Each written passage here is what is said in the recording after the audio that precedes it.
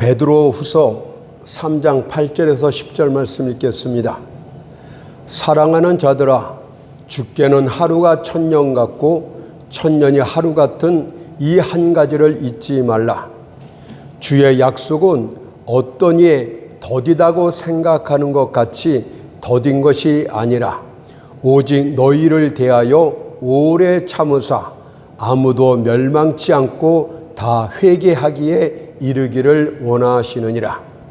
그러나 주의 날이 도적같이 오리니 그 날에는 하늘이 큰 소리로 떠나가고 체질이 뜨거운 불에 풀어지고 땅과 그 중에 있는 모든 일이 드러나리로다. 아멘. 오늘 이 말씀을 통하여 하나님의 시간표, 이런 제목으로 하나님의 말씀을 살펴보도록 하겠습니다. 하나님의 시간표.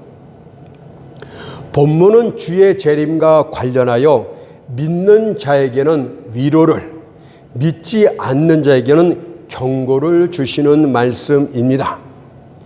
일반적으로 사람들은 장차 도래할 주의 재림을 그저 불가사의한 일 또는 납득할 수 없는 일처럼 치부합니다. 그러나 만일 지난날 우리 주 예수께서 성경 예언대로 이 땅에 오신 것이 역사적인 사실이라면 머지않은 장래에 그분께서 다시 오실 것이란 성경 예언도 믿어야 합니다. 세상에 죄가 들어왔던 첫 순간부터 그리스도의 초림은 예언되어졌습니다. 첫사람 아담이 범죄하였을 때 에덴 동산에 울려 퍼졌던 첫 원시 복음이 무엇입니까? 죄를 조장케 한 옛뱀의 머리를 상할 구원자가 여자의 후손으로 오실 것이란 선언이 첫 복음의 음성이었습니다. 창세기 3장 15절에서 여자의 후손은 내 머리를 상하게 할 것이요. 그리고 이 예언은 점점 구체화되어 구원자는 여자 가운데서 결혼하지 않은 처녀의 몸을 통해서 오실 것이라고 했습니다. 이사야 7장 14절을 보니까 보라, 처녀가 잉태하여 낳을 것이요 그 이름을 임마누엘이라 하니라. 또한 미가 선지자는 구원자가 베들레헴에서 탄생할 것까지도 예언을 했습니다. 미가서 5장 2절을 보니까 베들레헴 에브라다야, 너는 유다 족속 중에 작을지라도 이스라엘을 다스릴 자가 내게로 나올 것이라. 그의 근본은 상고의 태초에이니라. 그리고 마침내 동정녀 마리아가 성령의 권능으로 잉태하고 베들레헴 마을 구유에서 아이를 낳았으니 그가 바로 자기 백성을 죄에서 구원할 자 여자의 후손 예수 그리스도이셨습니다. 진실로 예언한 그대로 실천되고 성취되지 않았습니까? 올해를 서기 2022년이라고 하는데 서기는 그리스도의 탄생 원년을 기준으로 한 것으로서 그분의 초림의 역사는 명백한 사실입니다. 그렇다면 그리스도의 초림의 목적은 무엇입니까? 우리 죄를 대신하여 십자가 제단에서 피 흘려 죽으실 화목제물이 되시기 위하여 이 땅에 오셨습니다. 요한일서 4장 10절을 보니까 오직 하나님이 우리를 사랑하사 우리 죄를 위하여 화목제로 그 아들을 보내셨음이니라. 그런데 어찌하여 그분의 재림을 못 믿는단 말입니까? 초림 예수께서는 고난받아 피 흘려 죽으실 것임을 아심에도 마다하지 않고 성경 예언대로 이 땅에 임하셨습니다.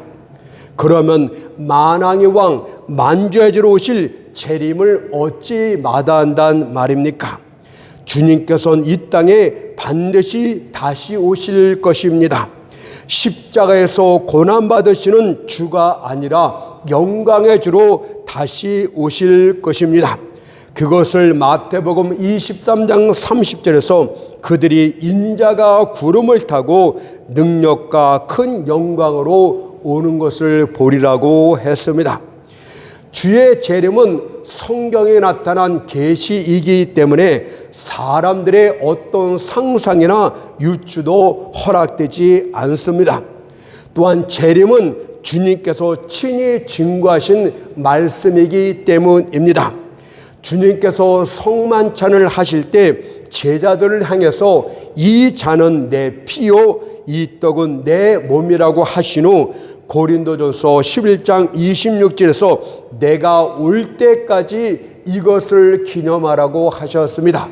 내가 올 때까지란 이 말씀은 그분이 반드시 이 땅에 재림하실 것을 확신해서 주시는 말씀이 아니겠습니까? 또한 십자가의 죽으심을 앞두고 제자들을 위로하실 때도 그러했습니다.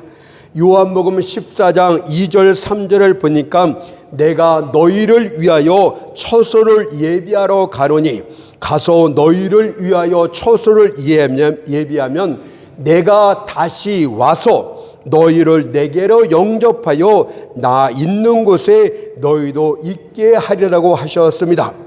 내가 다시 와서 너희를 영접하리라. 이 말씀도 그분의 재림을 명백히 하신 것입니다. 뿐만 아니라 주 예수께서 부활하신 후 40일 동안 이 땅에 머무시면서 각계각층의 많은 사람들에게 부활의 증거를 친히 보여주셨습니다. 그리고 많은 무리들이 보는 가운데서 감난산에서 구름을 타고 승천하셨습니다. 그때 무리들이 승천하신 주님을 보기 위해서 하늘을 쳐다보았습니다. 그러자 흰옷 입은 2명의 천사가 모인 무리들에게 주님의 재림을 다시 한번 증거합니다. 사도행전 1장 11절을 보니까 하늘로 올려오신 이 예수는 하늘로 가심을 본 그대로 오시리라고 하면서 주님의 부활을 거듭해서 증거하고 있었습니다. 또한 주님의 재림은 모든 사람이 볼 수 있는 명백한 사실로 이 땅에 오실 것입니다. 계시록 1장 7절에서 볼지어다 구름을 타고 오시리라 각인의 눈이 그를 보겠고, 볼지어다라는 이 말씀은 무슨 뜻입니까? 아마 오실지도 모른다 이런 뜻이 아니라 명백한 확실성으로 볼지어다 구름을 타고 오시리라고 분명히 말씀합니다. 각인의 눈이 그를 보겠고, 무슨 뜻입니까?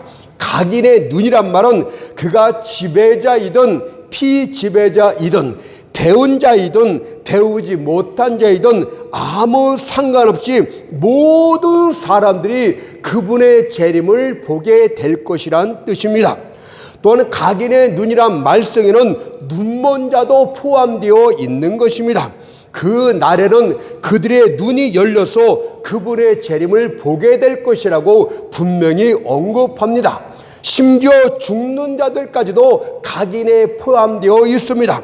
죽은 자들까지도 무덤에서 일어나 그분의 재림을 모든 사람이 보게 될 것이라고 합니다. 주의 재림은 어떤 특정인들만이 볼 수 있게 오는 것이 아니라 모든 사람들이 볼 수 있게 임하십니다. 거짓된 이단들이 자신들만 주님의 재림을 볼 것이라고 말하고 있지만 얼마나 성경과 배치되는 말씀입니까? 또한 주님께서 구름을 타고 오신다고 말씀하셨어요. 평소에 우리가 하늘에 있는 구름을 보듯이 그렇게 뚜렷이 나타나는 모습과 광경으로 오신대요.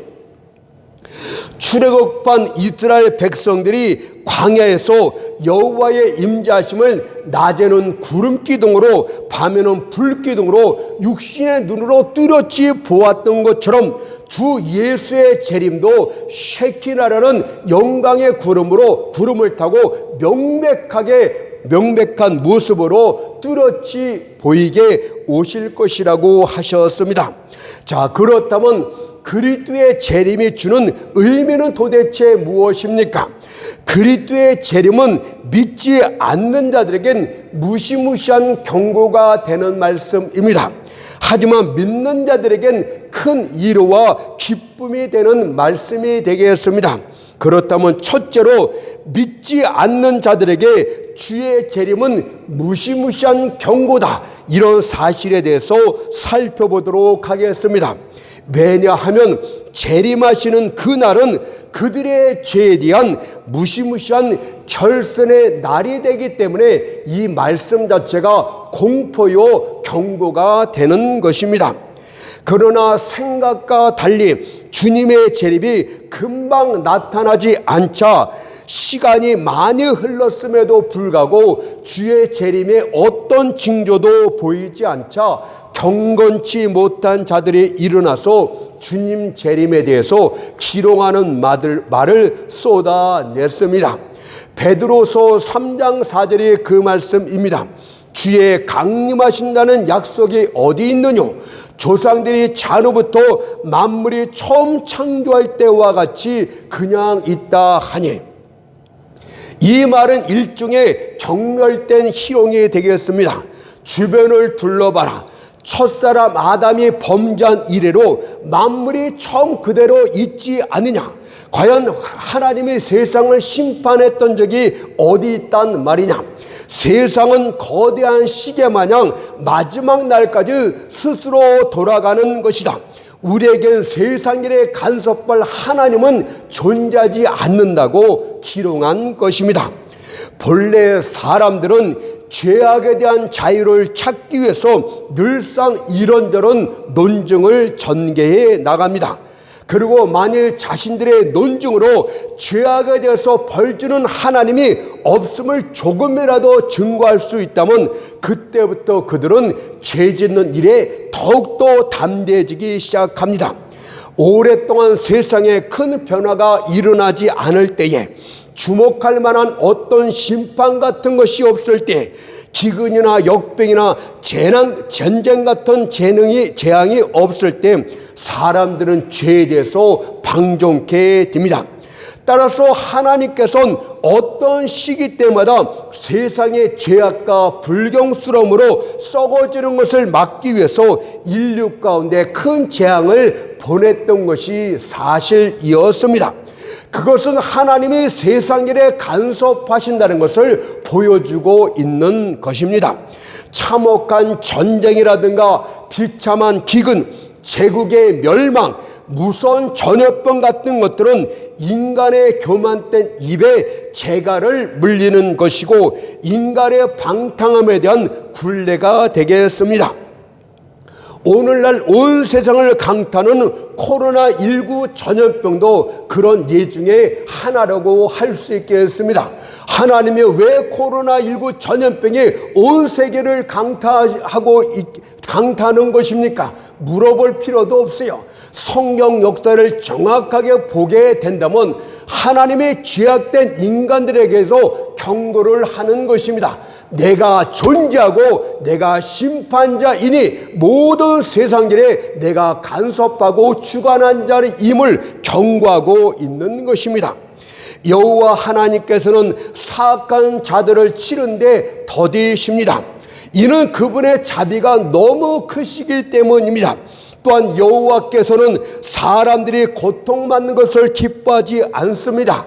그래서 그의 화사들을 전통 속에 담아 놓은 채 오래도록 벽에 걸어 두십니다. 그러나 사람들은 이 주님의 오래 참으심을 경멸의 기회로 삼으려고 합니다. 그분의 경과심을 바보들이나 두려워하는 근거 없는 걱정거리로 치부해 버립니다. 그들에게 마치 백보자도 없고 심판이나 정잠도 없고 타오르는 진노의 지옥도 없는 것처럼 고집스럽게 죄악의 길을 달립니다. 오늘 본문에 나타난 불경스러운 자들도 마찬가지였습니다. 그들의 기롱하는 말은 무엇입니까? 우리들을 간섭할 하나님은 존재하지 않는다. 우리는 우리 마음대로 살겠다. 만물이 처음 그대로 있지 않느냐? 언제 하나님이 간섭한 일이냐? 간섭한 적이 있느냐? 이런 식으로 기롱을 한 것입니다. 이에 베드로가 그들의 논증을 반박하기 위해서 말합니다. 아니다. 하나님은 항상 인간 역사 가운데 개입하셨다. 모든 일, 모든 사건 위엔 항상 하나님의 권능의 손길이 있어 왔었다고 주장을 하는 것입니다. 그리고 그 예로서 인류 역사 가운데 나타난 작은 사건들을 일일이 언급하지 않고 온 세상에 미쳤던 큰 사건 한 가지를 언급하는데 바로 노아의 홍수 심판을 인용했습니다. 그것을 베드로서 3장 6절에 이렇게 전했어요. 이로 말미암아 그때의 세상은 물의 넘침으로 멸망하였으되. 그 베드로는 온 세상에 하나님의 간섭이 있었던 이 큰 사건 한 가지를 인용하면서 경고를 주고 있는 것입니다. 하나님께서는 세상의 죄악으로 관영됨을 보시고 물로 세상을 심판하실 것을 경고하셨습니다. 그러나 사람들은 하나님의 경고를 무시했습니다. 외로운 전도자 노아는 무려 120여 년 동안 하나님의 경고를 거듭해서 절하였지만 방주로 나왔던 자는 노아와 그의 식구뿐이었습니다. 과연 하나님의 경고는 어떻게 됐습니까? 혹시 홍수 심판으로 너무도 많은 사람이 죽을 것이기 때문에 경고를 취소하거나 축소시키지는 않았습니까? 결코 그렇지 않았다고 합니다. 하나님의 정한 때가 이르자 경고하신 그대로 온 세상을 홍수로 심판하셨음을 창세기 7장 21절 23절이 말합니다. 땅 위에 움직이는 생물이 다 죽었으니 곧 새와 육축과 들짐승과 땅에게는 모든 것과 모든 사람이라.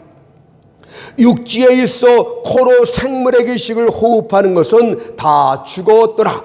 지면의 모든 생물을 쓸어버리시니 곧 사람과 짐승과 기는 것과 공중의 새까지라. 이들은 땅에서 쓸어버림을 당하였을 때 노아와 그와 함께 방주에 있던 자만 남았더라. 그런 후에 베드로 사도는 그들에게 또다시 있을 마지막 불심판에 대해서 이야기를 합니다. 그때는 물 대신에 불이 파괴 수간이 될 것임을 이렇게 경고했습니다. 베드로서 3장 7절을 보니까 이제 하늘과 땅은 그 동일한 말씀으로 불사르기 위하여 간수하신 바 되어 경건치 아니한 사람들의 심판과 멸망의 날까지 보존하여 두신 것이니라고 했습니다. 이전에 홍수 심판으로 세상이 멸망당한 것은 우연히 생긴 일이 아니라 죄의 결과 때문이었음을 성경이 밝히 말했습니다. 특히 그들의 죄 가운데서도 하나님을 가장 크게 진노케 한 죄가 무엇이었다고 합니까? 하나님의 백성들이 세상과 하나 되었을 때 하나님은 그 심판을 지체 없이 실행했다고 합니다. 그것을 창세기 6장 2절에서 하나님의 아들들이 사람의 딸들의 아름다움을 보고 그들과 연합했다고 고발을 합니다. 그렇다면 이와 같은 사실은 오늘날 세속화된 교회들에 대한 명백한 또 다른 경고가 되는 것입니다. 교회는 세상과 구별되어져야 합니다. 그것도 빛과 어둠의 구별처럼, 흰 것과 검은 것의 구별처럼, 생명과 죽음의 구별처럼 명백하게 구별되어 있어야 합니다. 이 같은 구별은 주님이 친히 말씀하신 것이기도 합니다.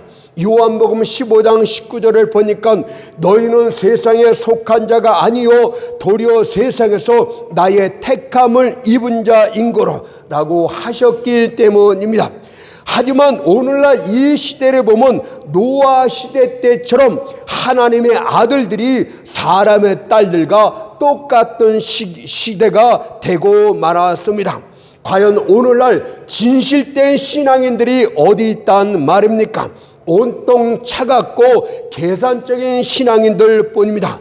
도대체 어떻게 거룩한 신앙을 고백하는 자들이 세상과 똑같이 살며 똑같은 쾌락을 탐닉하며 똑같은 형태로 살며 세상 사람들과 똑같이 행동한단 말입니까? 또한 신실하고 열정적인 설교자들은 어디 있단 말입니까? 애굽왕 바로와 맞서 싸울 모세와 같은 하나님의 종은 어디에 있습니까? 이세벨과 맞서 싸울 엘리야와 같은 하나님의 종은 어디 있단 말입니까?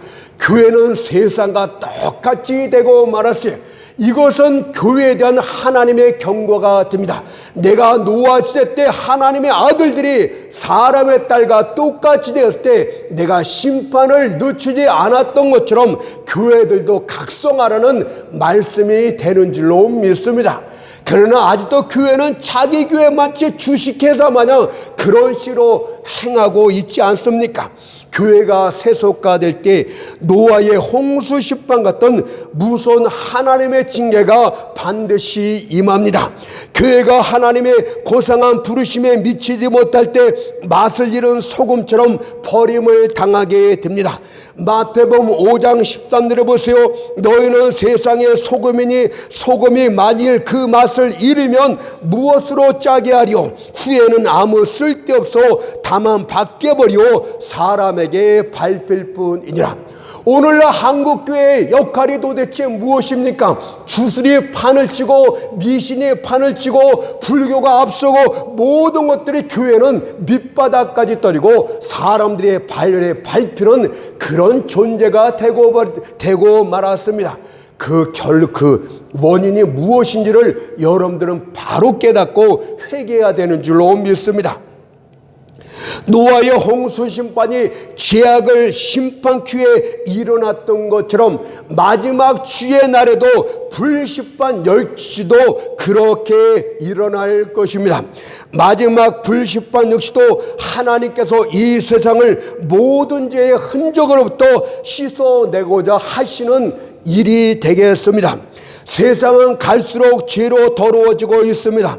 내일 시대 때는 그릇을 깨끗이 하기 위해서 불을 불로 통과시켰던 것처럼 불은 세상을 깨끗하고 청결하고 위생되게 만드는 역할을 합니다. 그날의 모든 인간들의 업적들과 모든 도시들이 불타버릴 것이고 푸른 숲과 산들도 연기로 뒤덮이게 될 것입니다. 온 세상은 다 녹아져서 하나의 덩어리가 될 것이고 이 땅의 하늘도 더 이상 존재하지 않을 것입니다.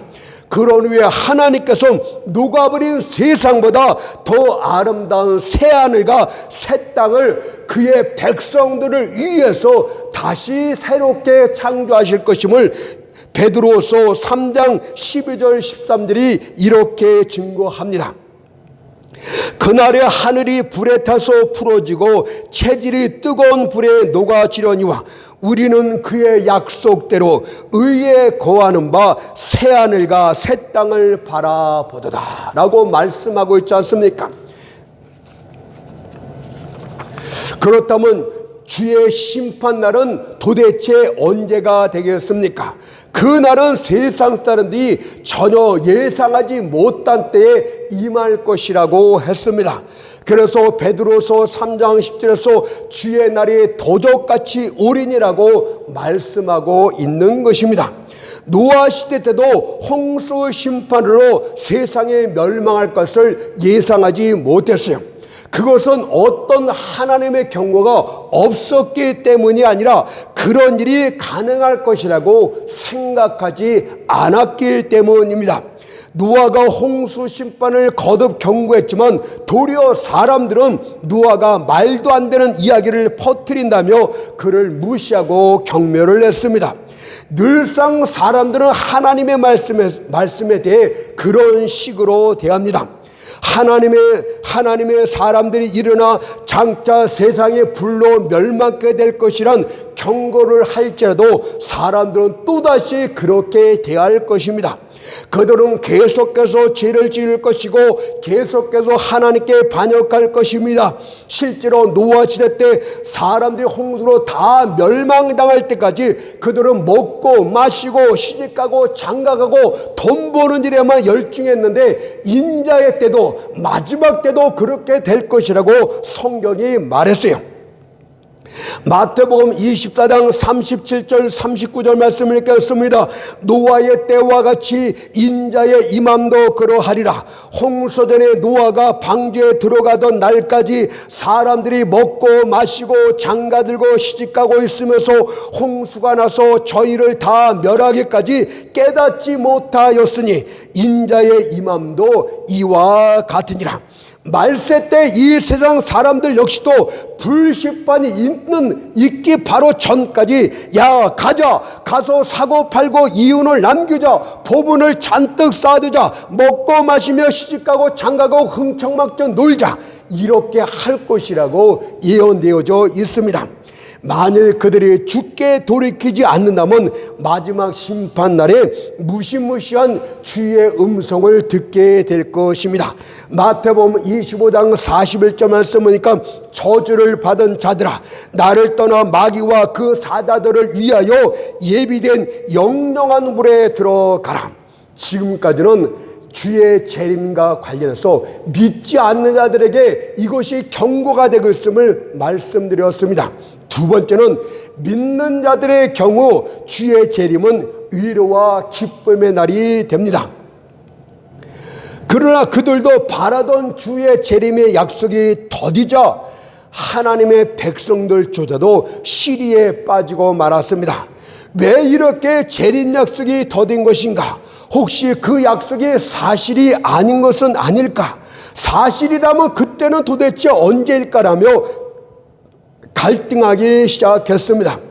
이에 대해서 베드로는 경건치 못한 자들에 대해서는 노아의 홍수 심판을 인용해 그들을 경고했지만 신실한 하나님의 백성들에 대해서는 하나님의 시간표를 인용해서 그들을 위로합니다. 베드로서 3장 8절 말씀 보니까 살아가는 자들아, 죽게는 하루가 천년 같고 천년이 하루 같은 이 한 가지를 잊지 말라고 했습니다.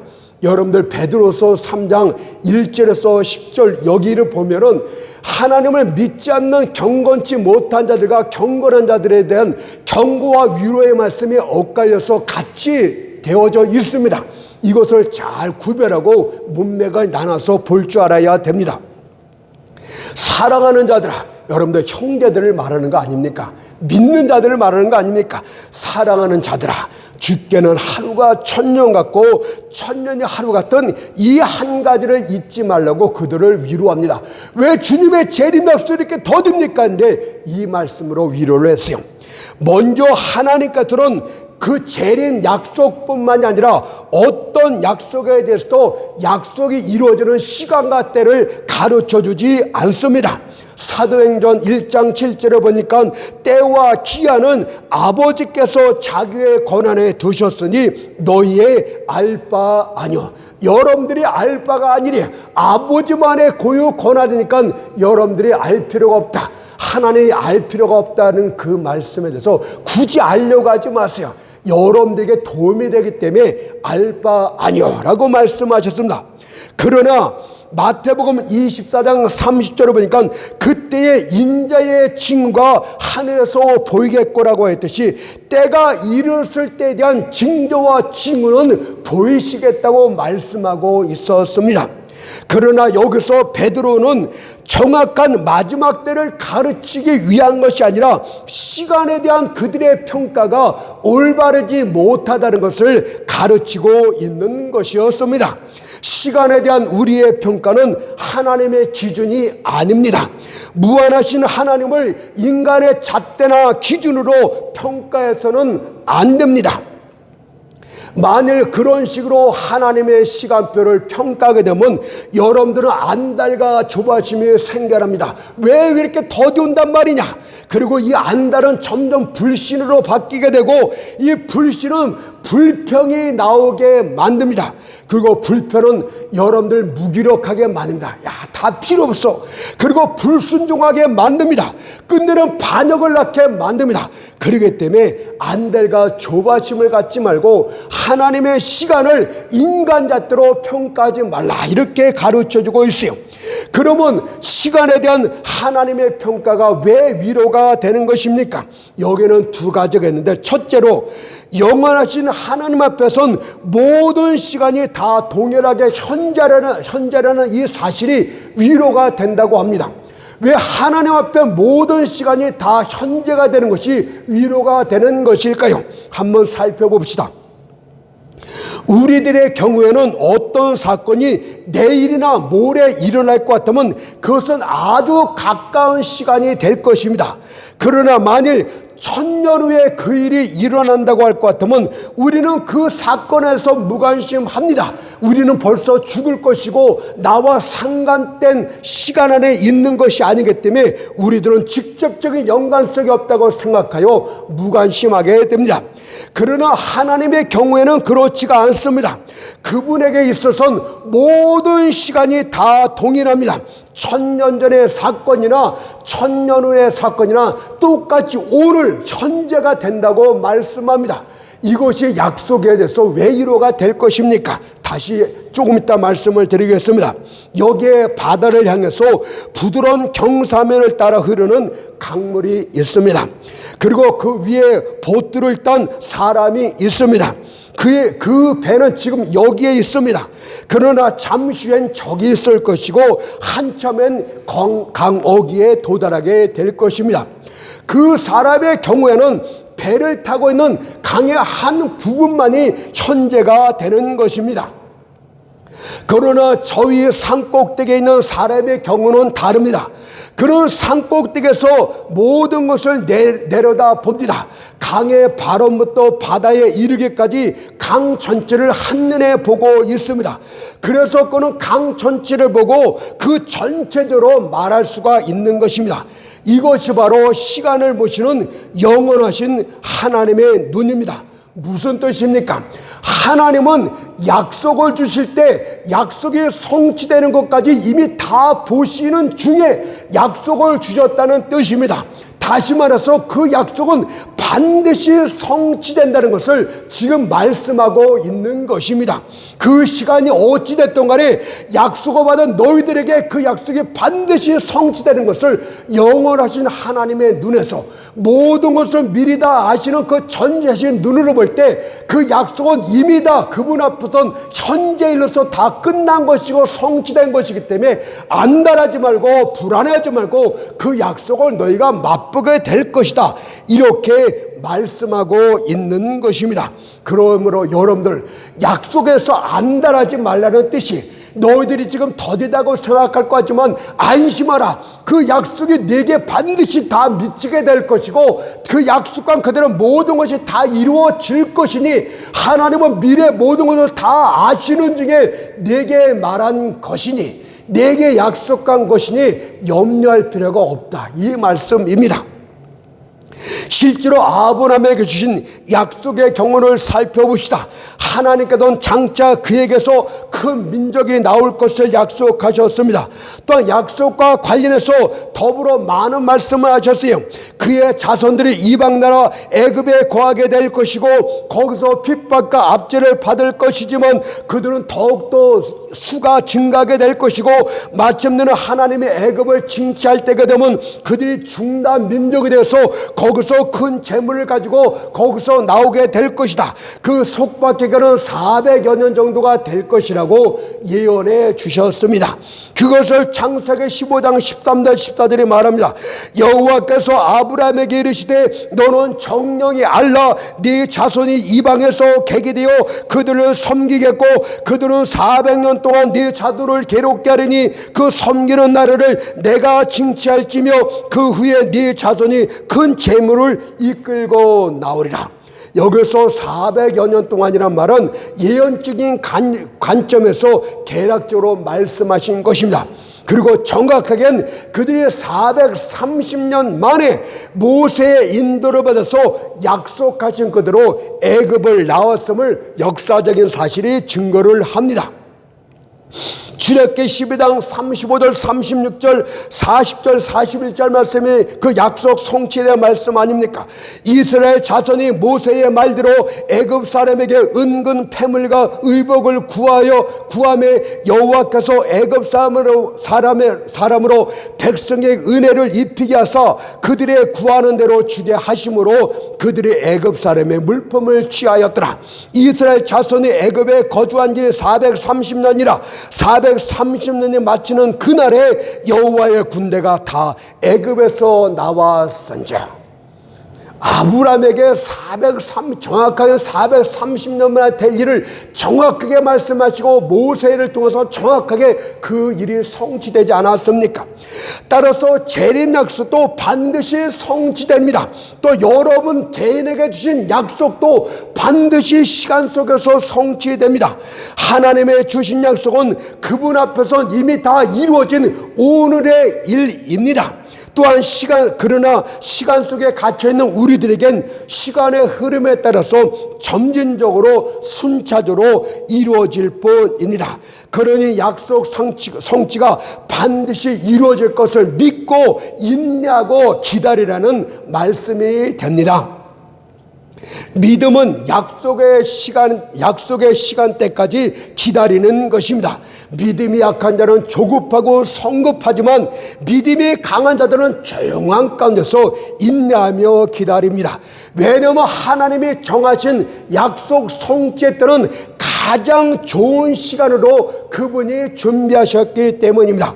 우리에겐 가장 유익이 많이 돌아오는 그 시간에 하나님께서는 가장 영광을 받을 그 시간을 하나님이 정해 놓으셨음을 믿어야 됩니다.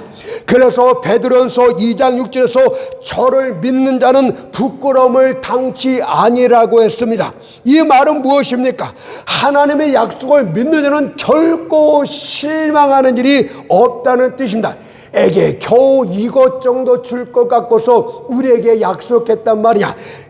이런 일을 절대 하지 않는다는 뜻이, 나는 너무 어린아이처럼 믿었나 보다, 좀 더 실상을 정확히 파악했어야 했다, 나는 너무 경솔히 믿어서 낭패를 당하였다, 이런 말을 절대 하지 않게 된다는 뜻이에요. 오히려 스바 여왕처럼 깜짝 놀라는 중에 열왕기상 10장 7절의 말씀처럼 이제 와서 목도한 즉 내게 말한 것은 절반도 못되니, 하나님이 말씀하신 것이 성취될 때 더 많은 것으로 2배나 더 많이 여러분들에게 다가오게 된다, 이 뜻 아닙니까? 여러분들, 그래서 첫 번째 말씀을 들어선 1000년 전이나 1000년 우리가 그분 앞에 다 동일하단 말은 하나님의 약속이 이미 성취된 것을 미리 다 보신 중에 준 거기 때문에 안달하지 말고 불신하지 말고 기다리라. 약속은 반드시 이루어진다, 이 뜻입니다. 두 번째로 이 말은 하나님의 시간의 주인이란 뜻입니다. 여러분과 나는 시간의 종입니다. 비록 우리가 원한다 할지라도 우리는 시간을 늘리거나 줄일 수 없습니다. 어떤 중요한 일을 준비하기 위해서 시간이 많이 필요하다 할지라도 그렇다고 해서 시간의 양끝을 잡고 늘릴 수는 없습니다. 시간은 고정된 것이고 길어지기를 거부합니다. 반대로 시간을 줄이고 싶을 때도 있습니다. 우리가 너무 힘들고 괴로울 때면 그 고통의 시간을 줄이고 싶은 마음이 있습니다. 빨리 그런 말을 하지 않습니까? 시간의 양끝을 세게 눌러봅니다. 하지만 냉혹한 시간은 똑딱 소리와 함께 이전과 똑같이 나아갈 뿐입니다. 비록 시간의 순간순간들이 우리의 심장을 칼로 찌른 것 같을지라도 시간은 우리에게 조금도 관대하지 않습니다. 그러나 하나님은 시간의 주인이십니다. 만일 그분께서 태양아 멈추라, 너 달도 아열란의 골짜기에서 멈추라 하면 영원히 그곳에 멈추게 될 것입니다. 여호수아 10장 12절 13절에 보세요. 여호수아가 여호와께 구하되 이스라엘 목전에서 가로되 태양아 너는 기브온 위에 머무르라, 달아 너도 아열란 골짜기에 그리할지어다 하며 태양이 머물고 달이 그치기를 백성이 그 대적에게 원수를 갚도록 하였느니라. 여러분 그 뒤에 읽어보면 이런 일이 전에도 후에도 없을 것이라고 말씀하셨듯이 하나님은 실제로 태양의 시간을 늘리고 줄이거나 그런 일은 이제 실행치 않는다 이 뜻입니다. 반대로 만약 하나님께서 시간에게 속력을 내어 그 길을 가라하면 태양의 말대로 서둘러 속력을 낼 것입니다. 그러면 이 말씀은 도대체 무엇입니까? 하나님의 시간을 늘리지도 않고 줄이지도 않는다면 도대체 무슨 뜻입니까? 여기서의 의미는 약속 시간을 앞당긴다는 뜻이 아니라 짧은 시간 안에 약속한 모든 것을 능히 다 성취하시는 하나님이라 이 뜻이, 바로 하루 동안에도 우리들이 1000년 동안 노력할 일들을 한 번에 다 이루어져서 우리에게 주실 수 있는 하나님이니 믿으라 이 뜻 아닙니까?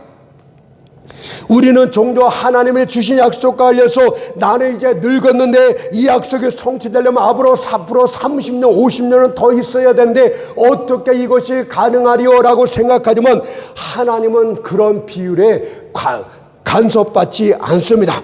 달팽이는 하루 동안에 아주 짧은 거리만 갑니다. 사슴이나 사냥개 앞에서는 그 거리는 순식간에 달성될 것입니다. 그러나 빛에 있어서는 그런 모든 것들은 순간에 이루어지지 않습니까? 빛은 한순간에 달팽이가 간 거리를 다 가게 될 것입니다. 만일 빛 대신 하나님께서 그 일을 행하시게 된다면 달팽이 같은 우리가 1000일에 걸쳐 할 일을 하루 만이라도 다 끝내실 수 있다는 뜻입니다. 하나님께서는 하시고자 할 때 단 한 번의 설교라도 온 회중이 온 민족이 다 회개케 만들 수 있습니다. 여러분들 설교하러 나가서 내가 설교를 외치게 되면 영혼들이 구원받겠지, 여러분들 설교 자체는 별 효과가 없어요. 성령께서 함께 하시고 성령의 강력한 힘으로 병든 자들이 치료받고 귀신들이 떠나며 하나님의 귀한 계적이 함께 나타나면요, 단 한 번의 설교로도 엄청난 결과가 단번에 나타날 수 있게 된다는 뜻이 아니겠습니까? 마치 빛이 동에서 서쪽으로 한순간에 지나가듯이 복음의 빛도 그렇게 빠르게 지나가는 역사를 그분이 일으키실 수 있다는 뜻입니다. 그러니 하나님의 때가 되면 부흥의 절음발이처럼 오르는 것이 아니라 기성하게 삽시간에 시드라의 군대를 휩쓸고 간 것처럼 그렇게 명렬하게 복음의 역사가 일어나게 된다는 뜻입니다. 그러니 여러분들 염려할 필요가 전혀 없어요. 하나님께서 세상에서 모든 유리한 것들을 다 세상에게 제공하여 약속이 성취될 수 없는 것처럼 만든다 할지라도 염려할 필요가 전혀 없습니다. 비록 되어지는 일들이 약속과 정반대되는 방향으로 돌아간다 할지라도 야곱처럼 창세기 42장 36절에서 이는 다 나를 해롭게 함이로다 라고 말해서는 안 됩니다. 왜냐하면 훗날 죽은 줄로 알았던 아들 요셉이 애굽 국무총리가 되었다는 소식을 들었을 때 야곱은 지난날의 말을 후회하면서 이는 다 나를 이롭게 함이로다라고 고칠 필요가 있었기 때문입니다. 그러니 믿음으로 하나님의 약속 성취를 기다리십시오. 하나님이 약속을 주시면 이미 다 이루어진 것입니다. 여러분들 그 약속을 다 누릴 수 있을 정도로 여러분의 생명도 장수하게 만들 것입니다. 내 나이가 이렇게 됐는데 하나님의 약속에 지금 온들 무슨 소용이 있느냐? 걱정하지 마세요. 여러분들 건강하게 장수하게 만들어 주실 줄로 믿습니다. 아브라함도 오래 참음으로써 약속 성취를 맛보았음을 이렇게 증거합니다. 히브리서 6장 13절 15절 말씀 보세요. 하나님이 아브라함에게 약속하실 때 가리켜 맹세할 자가 자기보다 더 큰 이가 없으므로 자기를 가리켜 맹세하여 가로되 내가 반드시 너를 복주고 복주며 너를 번성케 하고 번성케 하리라 하셨더니 저가 이같이 오래 참아 약속을 받았느니라. 아멘.